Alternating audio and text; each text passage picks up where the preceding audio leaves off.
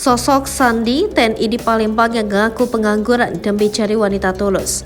Diketahui kisah percintaan Sandi Triawan, anggota TNI di Palembang, kini viral di sosial media karena mengaku sebagai orang yang belum berpenghasilan tetap saat mendekati seorang wanita.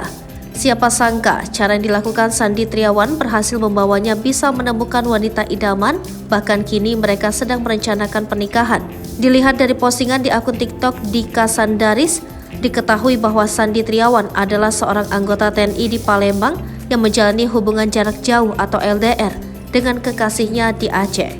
Pria kelahiran 1995 ini diketahui adalah personil Kodam 2 Sriwijaya yang bertugas di kota Palembang. Meskipun dirinya merupakan anggota TNI, Sandi justru mengaku sebagai tukang las hingga sopir untuk menutupi identitas aslinya tersebut. Sebelumnya, kisah dari seorang tentara yang nyamar jadi orang biasa demi dapatkan wanita idamannya viral di media sosial. Dalam unggahan tersebut, tampak kisah dari seorang tentara yang menceritakan pengalamannya demi dapatkan wanita idamannya.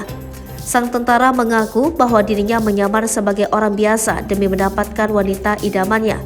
Namun sang tentara mencoba mengambil hati wanitanya dengan cara yang unik. Ia mencoba menyamar sebagai orang biasa demi mengetahui tulusnya cinta dari wanita idamannya tersebut. Selain itu, sang tentara juga memperlihatkan momen pendekatannya dengan wanita idamannya tersebut. Tampak sang tentara bersembunyi di gudang saat melakukan panggilan video, dan bahkan selalu menggunakan baju biasa ketika mengirimkan fotonya kepada wanita idamannya tersebut.